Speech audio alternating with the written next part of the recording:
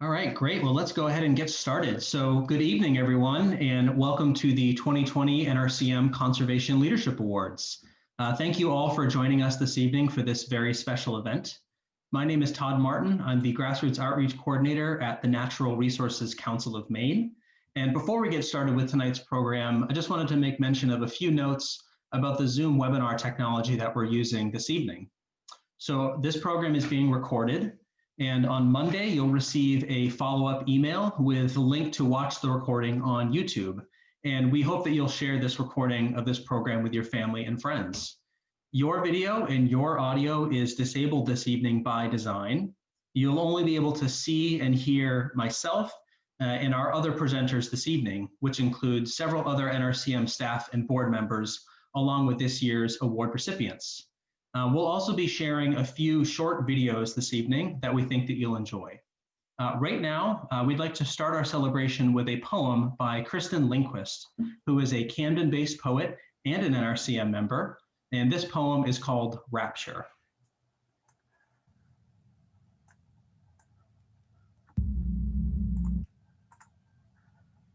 Rapture. For some, it happens like this. Wind shifts in the night, a cold front, a wet storm off the Gulf, and birds fall like raindrops from dawn's fingers. Vireos crawling in apple blossoms, and warblers, 20 warblers in one tree, first light slanting in through the cathedral of trunks, petals scattering, pant legs damp with dew, sun on the back of your neck. You're singing their names, prairie, palm, magnolia, blackpole, and oh, there's a redstart, flitting and fanning his tail. You don't dare move, breathe. You are only eyes and ears, only birds before you moving through the freshly unfurled leaves, only that fragment of music, a lisping note. Strong morning light, flash of yellow, wing, fluttering feathers, cardinal, a prayer to red, whitethroat's long dawn song from the underbrush. No wind or flies, no body with its needs. Somewhere behind you is the sea, but there is no behind you, only small bright birds emerging, disappearing, and a joy rising with the sun.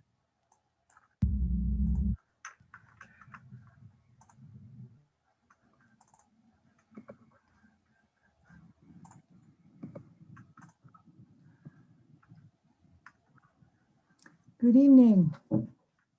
I'm Lisa Pullman. I'm the CEO of the Natural Resources Council of Maine, and I really hope you enjoyed that poem. Dedicated people like Kristen created NRCM more than 60 years ago to protect the nature of Maine, and like Kristen, you help us stay strong.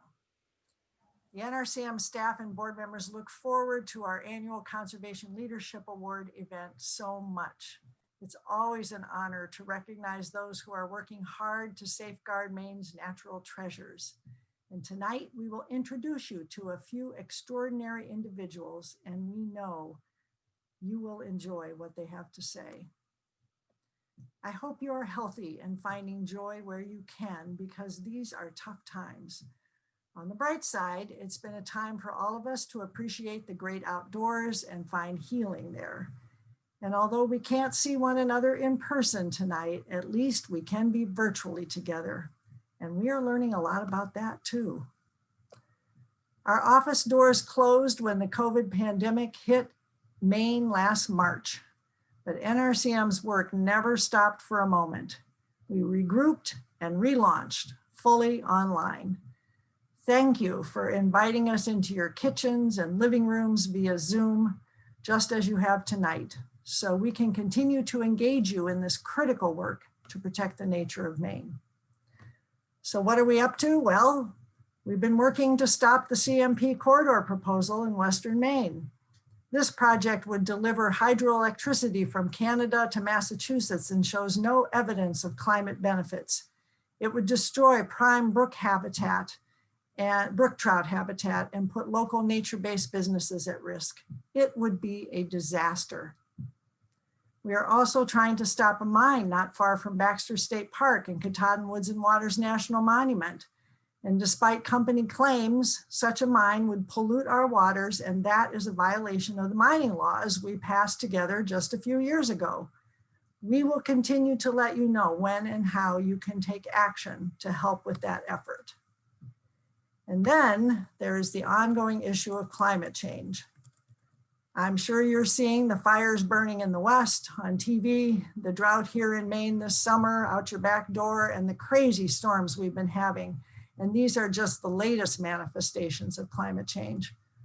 NRCM's focus right now is to help the state of Maine create a statewide action plan for climate that gets us to our new statutory goals of 100% clean renewable energy and an 80% reduction in carbon emissions for Maine, both by 2050. We have 7 of our staff members very engaged with the Maine Climate Council, which is a Mills administration-led effort. We've also been working with an environmental coalition called Climate Maine that is trying to make sure that the strongest possible plan is put in place so we can truly make progress. Now I have to wave my hands. There we go. The legislature shut down early because of the pandemic. And although we had a fantastic hearing on our recycling reform initiative, we were forced to stop the effort because the legislature went home. So we're gearing up to start that recycling reform effort all over again when the legislature reconvenes. Now, we have been busy with our federal work. Our virtual meetings with members of Maine's federal delegation have sent a strong message: hold the line against attempts to roll back our landmark environmental legislation. Together with many of you, we managed to celebrate the 50-year anniversary of the federal designation of the Allagash River as a wild and scenic river this summer, as well as the 20-year history of our ecological reserve lands. We also celebrated the brand new federal Great Outdoors Act, which will provide a steady federal funding stream for conservation across the country. NRCM also launched our first ever Brookie Awards, which spotlights young activists, and you'll learn about 2 of them tonight. And through our webinar series, we shared stories about sea-run fish, birds, Maine's fantastic hiking trails, the historic cleanup of the Androscoggin River, and much more. Given everything that is going on in our country, starting with the murder of George Floyd this summer, we are actively working to amplify Black voices and listen to and learn from the Black Lives Matter movement. We welcome this challenge. So that's what we're up to. With your continued engagement, I know we will continue to succeed. So now on with our awards.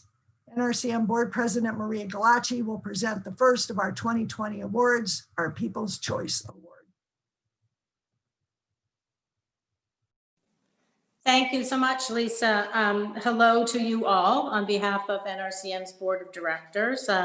I'm completely honored to be here with you and to introduce the nominees for NRCM's People's Choice Award for 2020.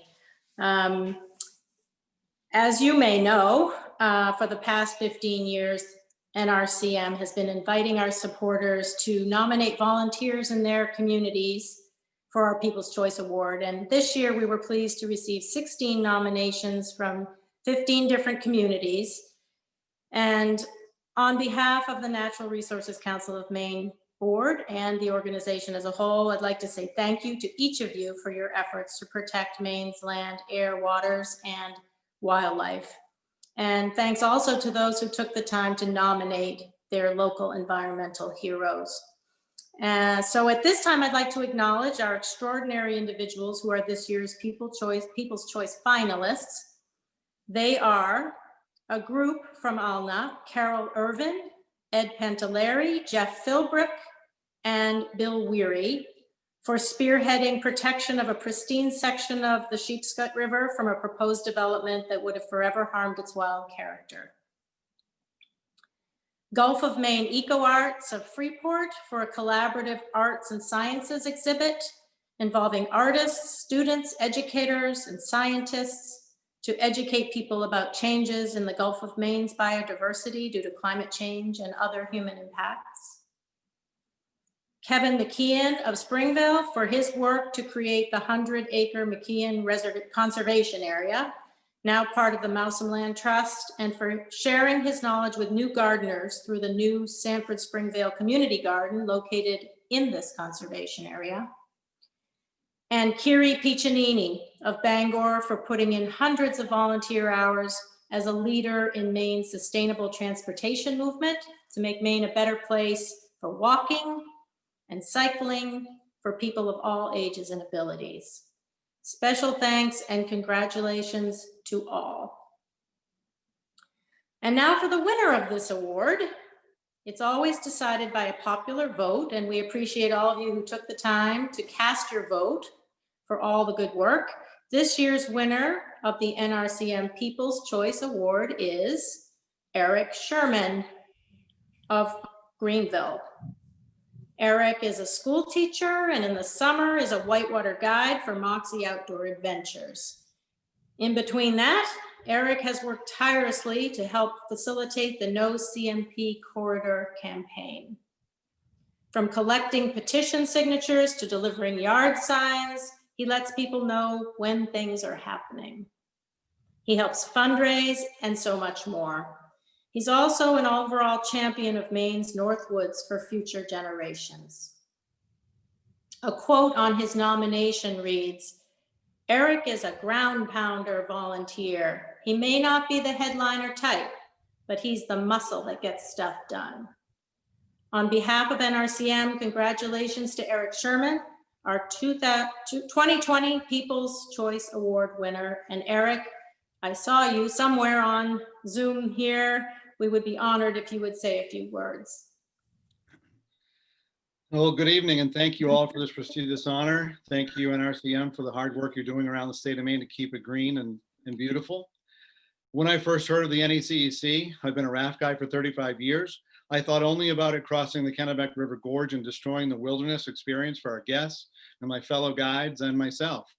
And that was a little selfish, but I've since gotten more involved and I've done a lot of digging and reading and listening, and I've learned much. It's way more damaging than to just the Kennebec River. CMP's proposed line includes above ground transmission lines across 263 wetlands, 115 streams, 12 inland waterfowl and wading bird habitat areas, under the Kennebec River Gorge, over Moxie Stream and the Appalachian Trail, up over the shoulder of Coburn Mountain, and near Beatty Pond, which is a Class 6 remote pond. I learned from Steve Kasperzak that the mega hydropower dams in Canada are blocking silica from reaching the ocean, and that's not good. And I learned the Canadian government and Hydro-Quebec has used and abused the Native Americans' land, the Native Canadians' land and rights. I learned that a foreign-owned corporation will do anything to force their money-hungry will on the citizens of Maine, including suing Mainers so the Citizens Initiative question would be blocked from this November's ballot. And more importantly, I've noticed that not enough of our own Maine officials, not enough local leaders, and not enough businesses are concerned for Maine's long-term future because they're too focused on the piddly scraps that CMP is throwing their way in the short term. But there's good news. I've learned that opposition to this corridor is nonpartisan. It's not a Democrat issue. It's not a Republican issue. It's a greed issue. And it's at the expense of Maine's identity as a wild and untamed wilderness. The corridor has brought people from all walks of life in the political spectrum together in a quest to defeat it. And I'm encouraged, especially in today's political climate, that we can find common ground and work towards a common goal that betters us all. Our Say No to NECEC Facebook group is approaching 10,000 members. We collected over 70,000 signatures to get that first question on the ballot. We are a force to be reckoned with. And I've met some wonderful people who've worked just as hard, if not harder than I have, to make the corridor stop. Sandy Howard, last year's winner, is an inspiration to us all. My fellow interveners, Matt, Kim, Mike, Noah, Carrie, Mandy, Ed, and Cathy, and many members of the Say No group, any one of whom could and should be receiving this award as well. And a special thanks to Liz Stevens, who saw fit to nominate me for this honor. And the fact that I'm receiving this honor over the other groups, really, I think, speaks to the fact that so many people oppose the NECEC here in Maine. All of the nominees, we all have the same goals in mind: Keep our corner of Maine as beautiful and wild as possible, because once it's gone forever. Thank you very much. Thank you, Eric, for your incredible work on this and just for being you. It's just really wonderful. I'm going to now pitch it to Todd, who is going to introduce our next recipient. Great, thank you, Lisa. So Vaughan Woodruff is a Mainer through and through. His family goes back 6 generations in Ripley, Maine, just outside of Dexter. This helps explain why Vaughan is so committed to strengthening our state's economy and protecting the environment of Maine. Vaughan has spent countless hours at the State House lobbying legislators and testifying on solar energy policies. As part of that work, he encouraged his employees at InSource Renewables, located in Pittsfield, to use their voices and join him at the State House as well, to speak up for strong solar policies. InSource Renewables is a certified employee-owned B Corp. Vaughan values his employees and serves as a model for other Maine businesses leading by example. For Vaughan, that also means speaking out in opposition to the CMP corridor. Vaughan has worked directly with CMP for many years on his solar and heat pump projects, so he knows firsthand just how broken Maine's largest utility really is. From writing newspaper opinion pieces, to testifying at agency public hearings, to collecting signatures to place the referendum against the CMP corridor on the ballot, Vaughan has been a tireless advocate for a clean energy future for Maine. It is my pleasure on behalf of NRCM to present Vaughan Woodruff with the 2020 Conservation Leadership Award. Vaughan, I invite you to say a few words. Thanks. You said 23 minutes, so I've got you. We'll keep it below 20. Thank you. Thank you very much to NRCM for all that you do. I wouldn't, our time at the State House would be so fruitless without it. Everyone from Lisa, Emmy, Judy, Dylan, a lot of the folks we worked with really closely through some dark times and some really sunny times as well. I'm really humbled by this. I have a lot of respect for NRCM and the work that you all do. The respect has come down a little bit from the selection of folks this year, so I'll let it slide though. Your history is really strong. This doesn't happen alone. My colleagues who are in a lot of those photos and the work that they've done, a lot of other environmental organizations that supported NRCM efforts through the Solar Coalition have been really, really helpful. My family, who, the time that I spend there is time that I trade, and I'm really appreciative of my kids, my wife and my parents, who've really taken on an extra load to make this happen. One of the great things that's happening now is we see that the future is renewable. A lot of folks talk about, wow, we have this renewable future and it's becoming our present. I have to say, my work is driven, as much as I like to smile, it's driven by deep despair over what awaits us. And, my wife, Holly, for instance, she's very engaged in this type of stuff. She talked to me about fracking before fracking was a popular thing. For me, I'm a little bit like, I just need to go work this out. And so that's a lot of what's driven this. And for my kids, both my 2 stepsons and my sons. And I think the big piece for me is, we talk about the future being renewable. I think at the end of the day, we need to think about the future as distributed when we're talking about solar. We need to think about how we have distributed electricity. We can't just replace one large centralized piece with another and think that we're going to solve the world's problems as it relates to the environment. But we also have to look at the economy and how distributed energy can support the economy. But at most, it's about distributed power as well, because the economic system that we have, if we keep it, we're not going to solve these problems. We need to fundamentally change it. And as Todd mentioned, a lot of the work that we're doing is figuring out how we can do that through the work that we do. At the end of the day, I think the hope doesn't lie in us doing things that help us feel better about the environment. It's about doing it right. And so I really appreciate the work that NRCM does to show us what that is. I appreciate all of the other folks that are here tonight for the work that you do to show us how we do it right. Because at the end of the day, if we're going to drive back that despair, it really is going to take the hope of people going out and doing simple things to make change in the world. I really appreciate it.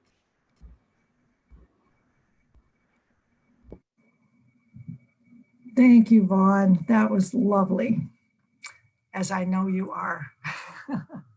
So as I mentioned in my opening remarks, we were pleased this year to launch a new initiative, the Brookie Awards. And it was hosted by our young professionals group called NRCM Rising. The Brookie Awards last spring honored young environmental leaders. So our 2020 winners were Gabrielle Hillier, Sirwi Kumar, Logan Parker, Jordan Parks, Riley Stevenson, and Anya Wright. But we thought you would enjoy hearing from two of them this evening. Via video, meet Logan Parker and Jordan Parks.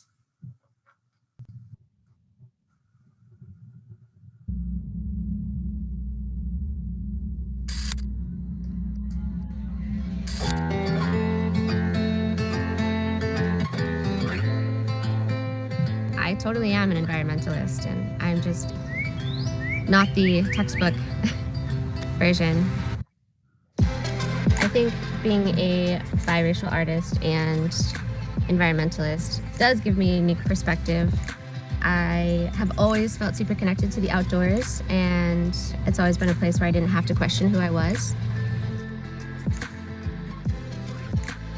Surface First Tilts West took place on Little Chebag Island in Casco Bay. I'm proud that it's gotten people to feel a little bit more curious and want to explore. I wanted to put art on sales, combine two of my passions, and mix art with the outdoors and be able to offer a new form of connection. And I think it's a reclamation. My name is Jordan Kendall Parks, and I'm an artist, environmentalist, and outdoor educator.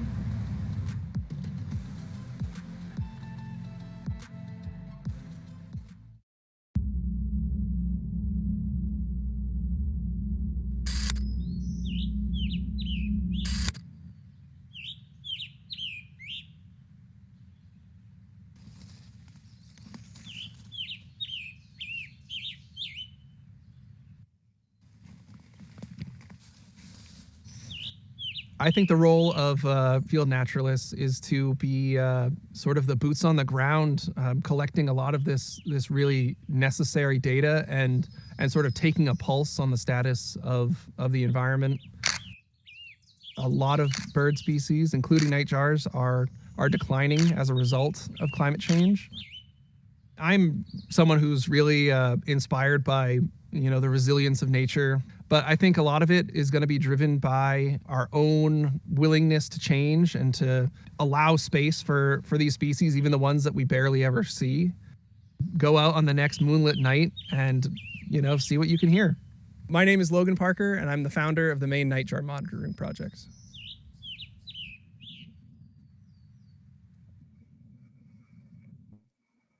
That's great. So if you didn't catch it the first time around, the Brookie Awards are given every 2 years, and we will let you know when it's time for you to nominate your favorite Brookie contender. Meanwhile, you can meet all of this year's Brookies on our website. Now, it's my pleasure to introduce our staff scientist and Healthy Waters Director, Nick Bennett, who's going to present our next award. Thank you, Lisa. Aram Calhoun is a professor of wetlands ecology at the University of Maine. She is the leading researcher on vernal pools in Maine and probably in the country. She literally put these small but consequential ephemeral water bodies on the map. She has educated thousands of students, community scientists, regulators, legislators, and the occasional environmental group staff scientist about the importance of vernal pools. How many of you know what a vernal pool is or have participated in a spring survey for them? You can thank Aram for that. And thanks to Aram, we know that vernal pools are critical to the survival of specialized amphibians like wood frogs and spotted as well as blue spotted salamanders. These creatures don't do well in larger wetlands due to the presence of predatory fish and larger amphibians. We also know that vernal pools are critical to animals waking from hibernation, like bears and wood turtles. Vernal pools come alive earlier than other wetlands and provide these hungry creatures with a feast of amphibians and their egg masses. Migratory birds such as herons and ducks also depend on vernal pools for food in the spring after their long flights north. Aram is not just a great scientist, she's a great advocate. She pushed Maine to pass its vernal pool protections, and she fought to protect them when Governor LePage tried to take them away. It's been an honor to work with Aram in the legislature and in regulatory settings to protect vernal pools. Aram has also been helping in the fight against the CMP corridor. I know Aram well enough to know that this is not easy for her. She doesn't like being in these advocacy settings all that much, but it has never stopped her from being an effective fighter for the environment. Aram, thank you for all you have done for Maine, for all you have done for NRCM, and for being an inspiring mentor and teacher to me. Congratulations on your NRCM Conservation Leadership Award. Can you please share a few words? Thank you, Nick. And you do know me well. I really don't like being in the spotlight at all. And over all these years, and it's actually, Nick, almost been a couple of decades that we've worked together testifying on behalf of vernal pools. And you don't know this, but I've always respected your energy and persistence and your good cheer, your patience, and your adherence to following science to inform policy. And so actually, you're the one who gave me the strength to make it through all those hearings and the expertise that NRCM brings to Maine for all of us. It's often not rewarding work, and it's full of conflict, and you often feel like you're taking 2 steps forward and 1 step back, and it takes a lot of time. And one gets very little recognition from amphibians. They're a cold-blooded lot. So it's a great honor to get this award from you folks. It's organizations like NRCM and the people that power them that give us all the hope and strength we need to speak up for the wild things, voices that are often not heard by the general public. It's nice to take time to celebrate all of our commitments to something greater than ourselves, the natural heritage of New England. Thanks for bringing together folks to celebrate some light in this time of what seems to be interminable darkness.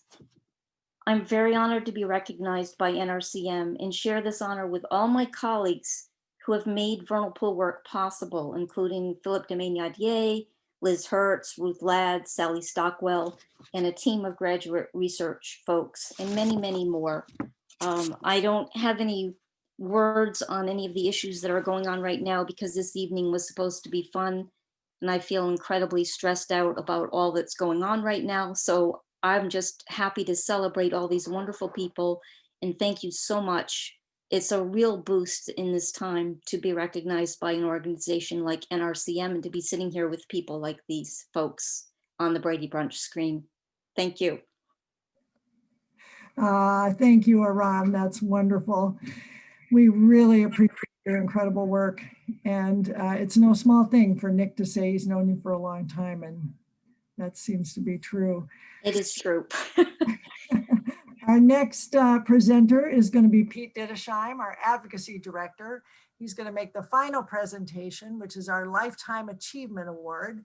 And this is going to our recently retired, longtime NRCM staff member, Cathy Johnson. Now, I just have to say a couple things about Cathy, which is the North Woods of Maine would not be the same if it were not for Cathy Johnson's determined nature and work and tireless efforts. I appreciate her every time I'm up there and know that, you know, she's done it again over and over and over again.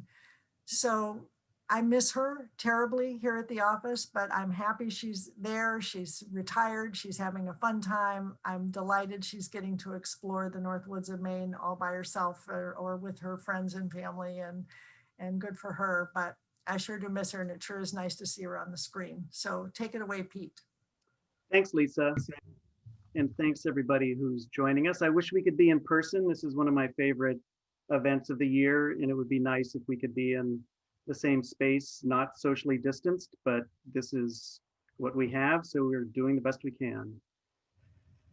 So Maine's North Woods, with its 10.5 million acres of forests, mountains, waterways, and wildlife, as everyone knows, is a stunning and prized natural resource, unlike anything east of the Mississippi. Protecting the integrity of this special landscape has been one of NRCM's most important priorities, going back to the beginning of the organization. For close to 30 years, until she retired earlier this year, as Lisa mentioned, Cathy Johnson served as NRCM's Forests and Wildlife Director, defending the North Woods from countless threats. Trained as an attorney, Cathy was a fierce advocate for wild places, mature forests, conserved lands, and appropriately sited development. During her career at NRCM, Cathy reviewed countless development proposals, every one that came out from the LUPC, and before that, LURC, reviewed those proposals for Maine's unorganized territories and worked to modify or defeat the ones that would have harmed our North Woods, such as the Plum Creek massive proposal for the Moosehead Lake region. She identified loopholes and weaknesses in the laws and regulations governing the North Woods, crafting new bills and legal safeguards like the ban on liquidation harvesting. Cathy helped lead a large collaboration to create Maine's ecological reserve system and played a key role in coalitions to protect land across the state of Maine, and particularly in the heart of the North Woods, including through the Land for Maine's Future program and the Forest Legacy program. Cathy served as a go-to expert for conservation allies and lawmakers and was a force to be reckoned with by opponents. Fueled by facts and a deep understanding of the resources involved, Cathy was always prepared to be the lone skunk at the garden party, if necessary, to speak truth to power when a bill or proposed development needed to be defeated. Through the course of her career, Cathy developed hundreds of relationships with people across Maine who share her love of the land that makes Maine such a special place. At no point was this more apparent than during her years of driving back and forth to the Katahdin region to build support for what became the Katahdin Woods and Waters National Monument, established by President Obama in August 2016. For those of us who have had the pleasure of knowing and working with Cathy, we can easily and confidently assert, as Lisa did, that Maine's North Woods would be a different and far less protected landscape if not for Cathy Johnson's tireless advocacy. For all of us at the Natural Resources Council of Maine, and for everyone who values Maine's North Woods, it is a pleasure to present Cathy with NRCM's 2020 Lifetime Achievement Award. Thank you so much, Cathy, for all that you have done. And I know I am not alone in hoping that you'll share a few remarks. Well, thank you so much, Pete. I really appreciate this. I'm so honored and I'm completely humbled by this award because I know, and all of you know, that everything that NRCM does is a huge team effort, not just something that one person works on. And it's a team where everybody on the team is important. It's a team that includes colleagues both from outside the organization, as you've heard from some of the other speakers tonight, and colleagues inside the organization. So I'd like to take a moment to share this award and thank some of those folks that I've worked with over the last 30 years. First off, I want to thank my colleagues in our sister advocacy organizations, including, among others, folks at Maine Audubon, the Appalachian Mountain Club, the Wilderness Society, the National Parks and Conservation Association, Trout Unlimited, and the Maine Wilderness Guides Organization, and many more. We've lived through endless meetings, hearings, task forces, and carpools together, occasionally having some M&Ms and fun along the way. Thanks to all of you. Thanks also to the generation that came before me, those who blazed the trail and provided the inspiration and vision for protecting the North Woods, including John Lund, who at 91 is still backpacking, hiking, and fishing in the North Woods. And Bill Townsend, sadly no longer with us, but an activist and lifelong good troublemaker in service of the North Woods. And Bob Kimber, author and North Woods explorer extraordinaire. You have all inspired me. Last but certainly not least, My thanks to the entire NRCM family, including members and donors who provided the financial support, including my paycheck, for all the work we've done these last 30 years. We can't do it without you. And thanks to the activists who never failed to respond to our endless requests to write letters, make phone calls, travel across the state to countless meetings and hearings, and who were willing to stand up in front of often unsympathetic decision makers and speak up for protection of the North Woods. And most of all, thank you to my colleagues on staff at NRCM who were there every step of the way and who make it all happen every single day. Some of them, like me, you see out there in public, and some of them you never hear from or see, but know that there's a whole team that makes NRCM tick every day. We've had lots of stress and lots of hard work, but really some fun times, trying to outwit Plum Creek, creating a new national monument, and dozens of other campaigns. I want to make a special call out to two people, Lisa Hodgkins and Beth Como, NRCM's technical gurus, who guided me from a memory typewriter in 1990 when I started at NRCM to 21st century technology with unsurpassed good humor despite any stupid questions I might be asking. I didn't grow up loving Maine's North Woods.